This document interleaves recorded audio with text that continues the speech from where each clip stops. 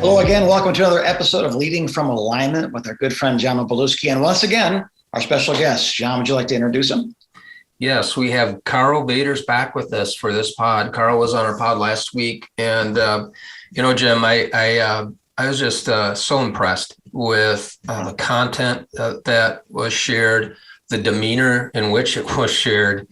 And I thought, boy, if you are leading a church of any size, you would be encouraged, you would be resourced very well by what Karl had to say and share with us in Pod 124. And he's come back to share with us again today in Pod 125. I was wondering, Karl, if you could just maybe give us like a minute or two recap of what you shared with us in Pod 124, and then Jim will start us off with a series of questions. Sure, I can. Good to be back with you again. I've been pastoring for just over 40 years in small churches all of that time. I tried to become a big church pastor. Every once in a while, somebody asks me, how did you become so enthusiastic about small churches? I said, well, I tried to do big and couldn't figure it out. So I had to figure out how to do small well. And that's really where it came. I tried to do the big church thing and it just didn't happen for me. And I discovered that I'm really called, gifted, and fulfilled in ministry by doing ministry in a smaller congregation where I got a little more of a hands-on rather than spending my time with staffing and with budgeting and all the big church things that have to be done. I'm grateful for those who have those big church gifts, because if everybody pastored the way I did, we'd still all be worshiping in caves somewhere. Nothing would ever have gotten built. But I've also discovered my gifting is more in the small church alignment. And then I get to pastor other pastors by doing things like this and share this great discovery that you can be small and healthy. Bottom line for me is I don't want churches to be small. I want small churches to be great. And I see them becoming great all over the world. And many of them who already are great and are healthy and doing great missional stuff. So let's get on with the work of ministry together. Right on. Karl, hearing you talk is like eating one Pringles potato chip. I don't think it's ever going to be enough. I want to hear you talk more.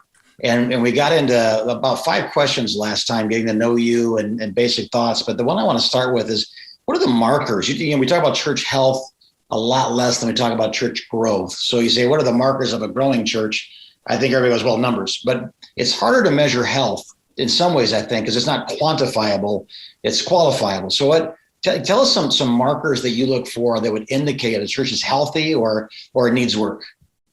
Yeah, let me approach that from 2 standpoints. First of all, I think that we know what the markers are. The Great Commandment, the Great Commission, and then what we talked about last week, the idea of understanding our pastoral role is equipping the saints. I call that the pastoral prime mandate. That's been my little term that I put on it. So if we're doing the Great Commandment, loving God and loving others, doing the Great Commission, reaching out to others, and if we're discipling the people to become disciple makers rather than doing it all ourselves as pastors, you have a healthy church. And like you say, it is hard to measure health. And the smaller it is, the harder it is to measure. There's a principle, a sociological and anthropological principle called the law of large numbers, which says the bigger the group is, the more predictably it behaves. So if you've got a group of 1,000 or 10,000, small percentage changes can really give you an indication of health or lack of health. But when you've got 20 people or 50 people, the numbers can swing wildly from Sunday to Sunday, and it's not an indicator of health. It's the nature of the small size that you're going to have bigger variances in your numbers. So the numbers actually don't give you the information when you're small the way they give you the information when you're big. So that's a big part of it as well. But what we often do is we start with the big church. So for instance, years ago, I read from a pastor who said he wanted to study the health of churches and what makes churches healthy and wasn't worried about numbers. So he said, so I sent out letters to the 100 biggest and fastest growing churches in the country to ask how they got there and then assess their health, and didn't even throw a couple the way of a couple small churches. So he started with the assumption that the big churches must be the healthy ones, and that then his bias got confirmed because he started with big must be healthy. And so I think we often get it backward. It's kind of like every time there's a a close football game or baseball game or basketball game or whatever. It can come down to the last overtime shot that wins the game. And then from that point on, every commentary is about how the winning team did everything right and the losing team did everything wrong until literally the last second they were even. Okay. Yeah. And it kind of feels like that in church sometimes too. We look around and we go, all the big churches are being asked how they got healthy and big. And the small churches are basically assumed you must be doing something wrong and we're here to fix you, rather than asking the healthy small church, how did you get healthy and how are you staying healthy and how is that working for you? So we have to start by looking at health first rather than looking at numbers first, but we often get that backwards. Boy, that is so good. That is so rich. Karl, your book, The Grasshopper Myth, deals with one of the things it deals with is small thinking that often divides big and smaller churches.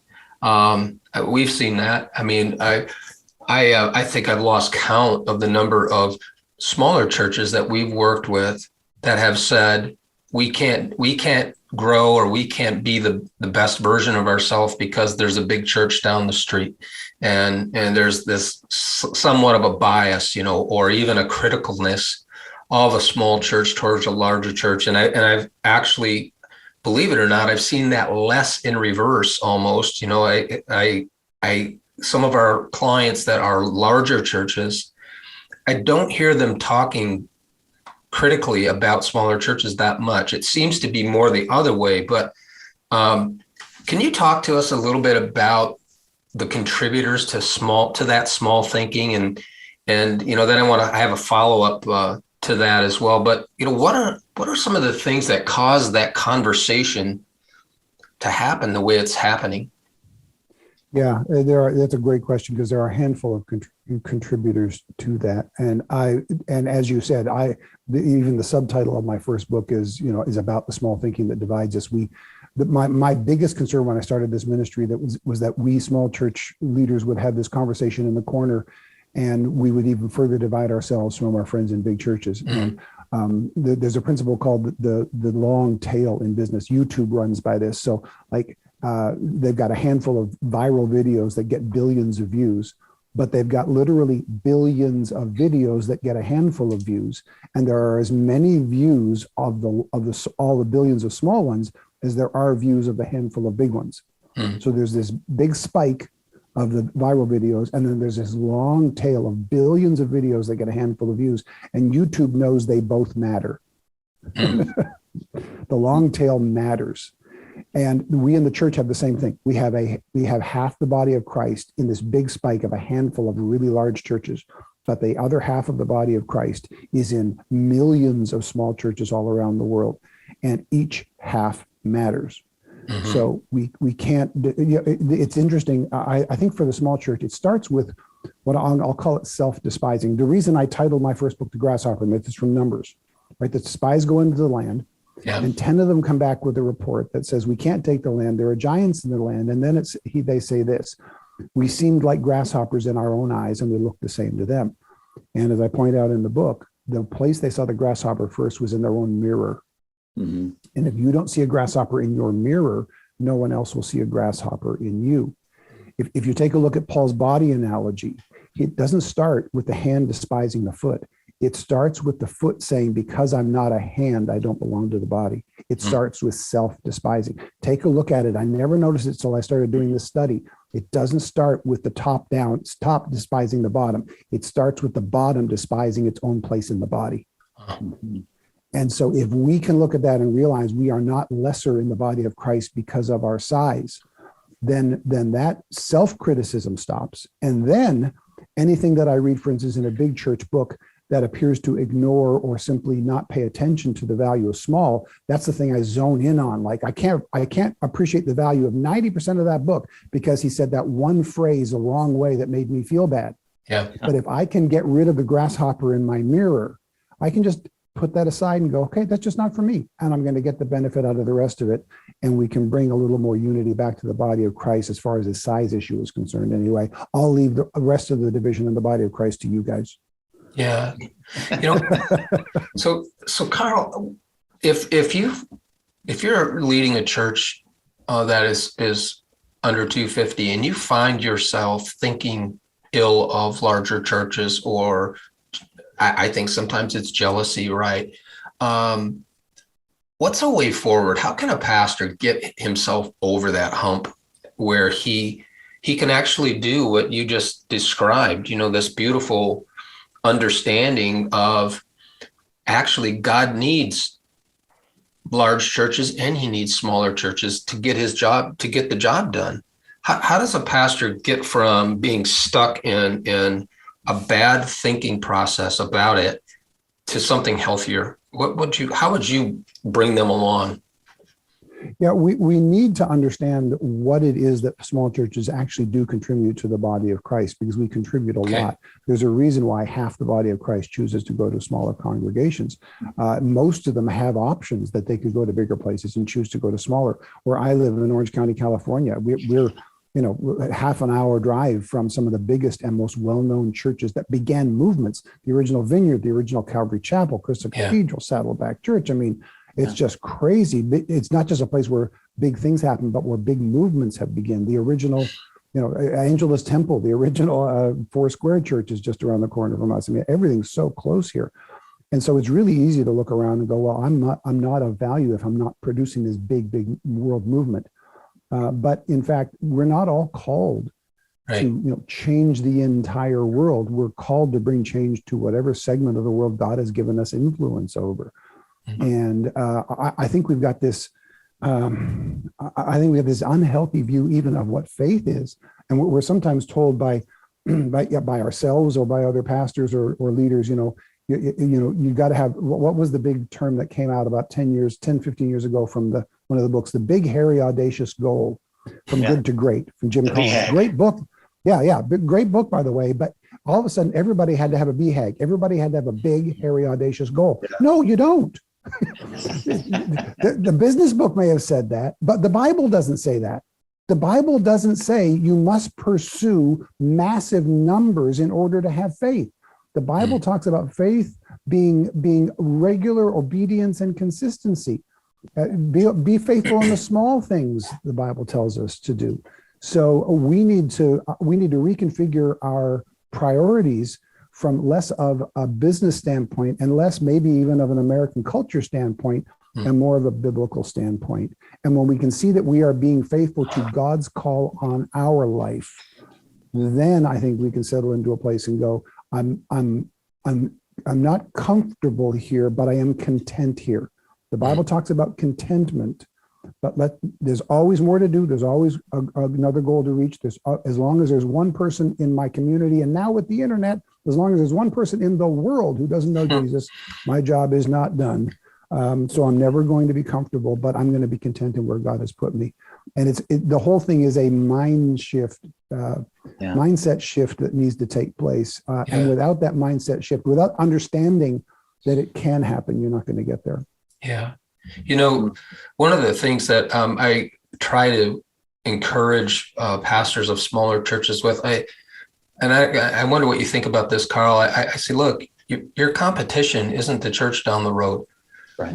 Your competition is yourself, becoming the best version of yourself possible, the healthiest version of yourself possible. That's your competition. And I wonder what you think about that thought. Is that a helpful thought, do you believe, to share with smaller churches? Yeah, unquestionably so. I mean, take a look at the big church pastor that you're thinking about in your head right now, all listeners and watchers, right? And you've got somebody in your head or a handful of them.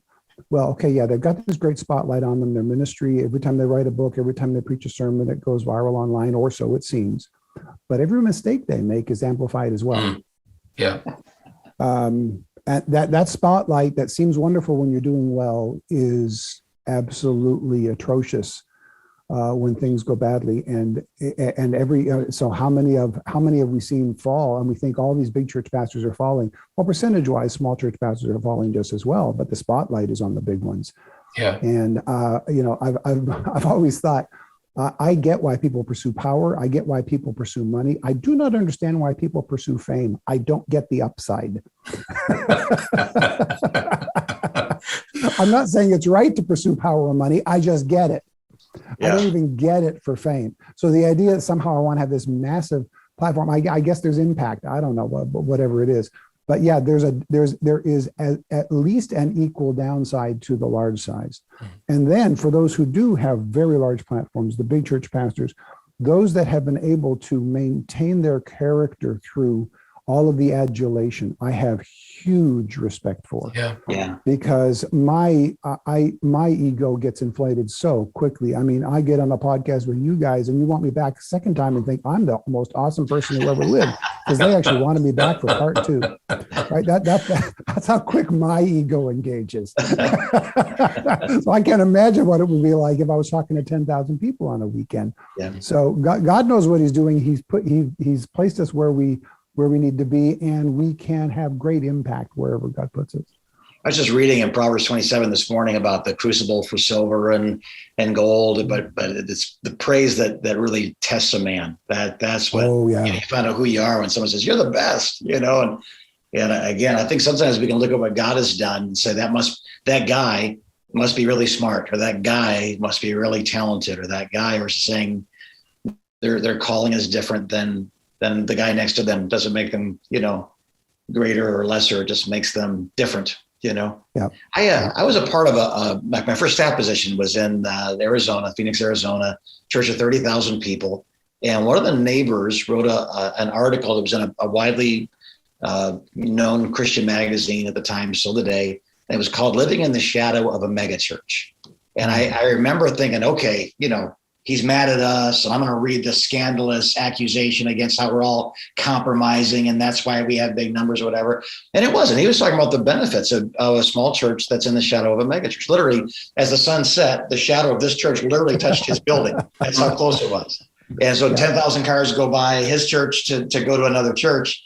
And it was his journey of how he, discovered how to deal with it. But the church that I served had $1 million Easter pageant that did 11 performances in 7 days. And you had to have tickets for it, but they were free, but you had to have tickets. So he just called and said, I want 100 tickets. And he told all of his people, invite all your friends to this. And then next week, invite them back to our church. So they come to the big church, watch the play, someone gets saved, but they connected to relationship, not to performance, if that makes sense. Yeah. So the relationship, they just, it's like me going to see the Passion of the Christ with a group of people, some believers, some not. I don't expect they're going to move to California and go to Mel Gibson's church. But if they make a decision or they're impacted by that encounter with that truth, I assume they're going to come back to mine. So have you ever done that? Have you ever, like you're talking about in, 8 miles south of Disneyland, you're going to have some massive productions and massive outreaches. And, have you ever taken a group of people to another church, but then kind of leveraged your advantage of relationship afterwards? Yeah, we did that. When the first time I ever heard the name Rick Warren was when I first moved here, and I heard there's this church that like every 2 weeks is moving to a new site, and every time they move to that new site, they have more and more people. How in the world is that happening? And then, hey, he's putting on a pastor school. I'm going to go see how this guy is doing it. And I went there and sat in a room with a couple of hundred other pastors, and this guy named Rick Warren started talking to us, and he gave us loose leaf notes that eventually became the Purpose-Driven Church. But I was at one of the first 5 or 6 pastor schools that he did. And it was out of that I took a lot of that home and brought it to our church. And because we were trying to figure out what our next step should be. This was a time the church was very unhealthy.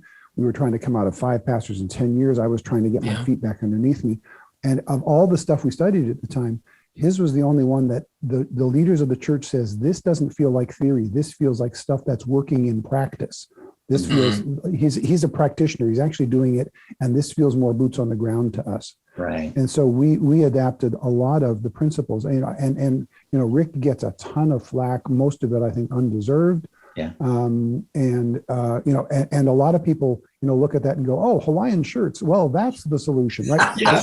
Khaki pants, sandals, exactly. man. Jesus wore sandals. That must be it. Exactly. Yeah. No socks. That's what's going to turn my church around. When we took all these little surface things and thought that was the solution. And if you read his stuff, he's very clear that that's not the issue. He talks about, it's how we do it, but that's not the issue. The principles are the 5 principles that I learned in Bible college that I kind of set aside and went, okay, that's underneath everything. We'll let it go. And he brought it front and center and went, no, worship, evangelism, fellowship, ministry, right. He put them right up front and said, this is all that matters. What purpose-driven means. And now we got people out there going, They think purpose driven means we're wearing, a Hawaiian shirts and no socks. And it's exactly the opposite of what he's saying. It's about these 5 purposes of God that are clearly defined through the Great Commandment and the Great Commission. He really helped bring that back front and center for me and helped our church reestablish a mission-centered focus in our church. So we took a couple things from him about style because we're in Orange County, so it fits here as well. Yeah. But what we took from him was not that primarily. It was, let's get back mission focused again. And it looks different at our church than it looks at his church. Yeah, that's so good. I'm a little embarrassed to admit this, but I do own a Hawaiian shirt, and Rick Warren is the reason. Never went sockless, because as we're speaking right now, it's -1 degrees outside with the wind chill factor. So socks are more of a survival technique than a fashion statement here. So Karl, we're actually butting up against time again. It seems like our time with you has gone by so quickly. I have one more question for you, and then Jim is going to wrap us up and bring us to conclusion. I don't think it is a secret that pastors are on the move in 2022. We're seeing a tremendous amount of transition and some of the transition isn't from one pastoral assignment to another pastoral assignment. A lot of the attrition is I'm leaving pastoral vocational ministry altogether.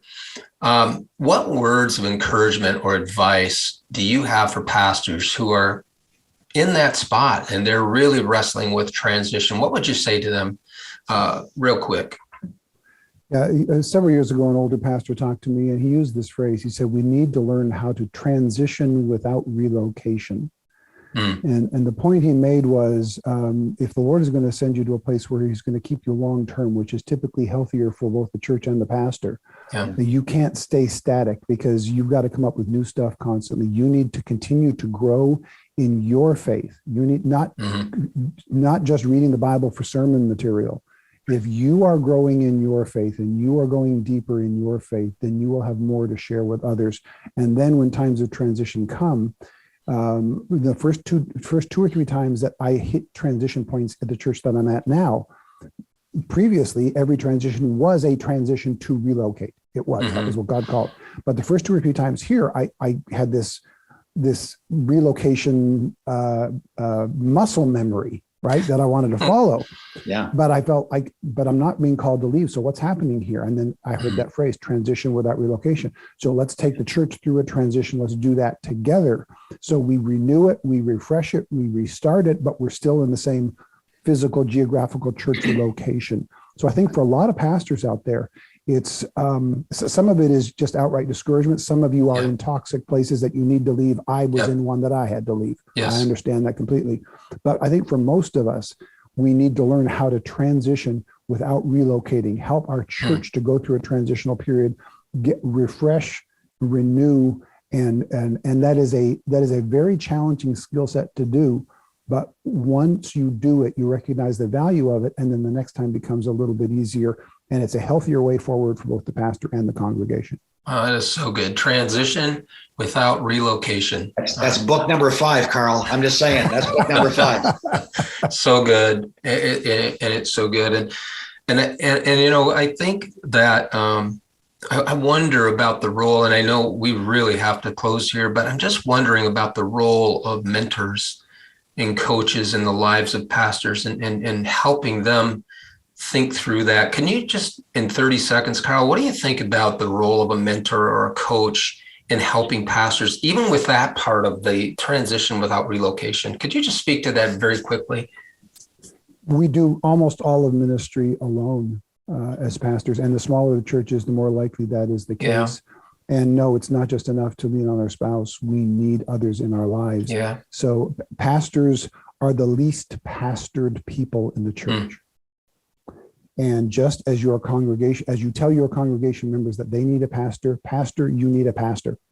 You need people who are alongside you, and you need people who speak from above you spiritually and emotionally, who can speak into your life, who can call you on your lack of passion or your dip into sinful areas, whatever that might be. If you don't have someone who can call you on your stuff, and if you don't have someone who's a friend, who's an equal that you can lean across onto, you will burn out in ministry. We don't have that help, and we need it. And it's not going to find you. You have to pursue it. 100%. Thank you for that. We really appreciate it, Karl. Jim, you want to wrap us up? Yeah, join us again for another episode. I'm just kidding. I wish you could, Karl. It's been great. And again, I said this on the last episode, but if we were going to now read some of the books we've referred to that you've referred to, the Grasshopper Myth being one of them, how about we get a hold of your material and kind of continue the conversation that way with you? Sure. My main online home is karlvaters.com. So Karl with a K, V as in Vaters is victory, ATERS.com. I'm also on, the nice thing about having a name like Karl Vaters is I own my name everywhere. So I'm Karl Vaters on Facebook, Twitter, Instagram, LinkedIn, you name it. If you can find my name at Gmail, at Yahoo, you name it. It's there. You own it. Put my name in correctly, you'll find me. Right on. And just before we close, Karl, what is the name of your cat? Well, he is no longer with us, but yes, with the last name Vaters, we had a cat for years that we named Darth. He was a completely black cat. We named him Darth, and we did so because I thought at some point one of my kids is going to want to name their son Darth, and I didn't want a Darth Vader's grandson. And I figured if we name the cat Darth, they won't name a grandkid Darth after the cat. Right on.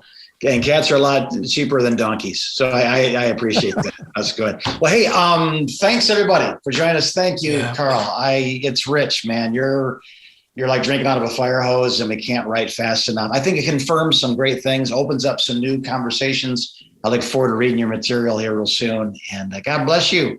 And John, God bless you. And God bless our listeners and watchers. I think this episode is going to go far and wide. And I hope that you wouldn't mind pressing that share button, a little simple thing that can change somebody's life. Probably the way you found out about this podcast is someone sent you it and it helped you. And you listen to it now, you watch it now, you do the favor to somebody else. And we are rooting for you, praying for you, cheering you on, proud of you. Love you, the whole 9 yards. And as you just continue your journey to lead from alignment.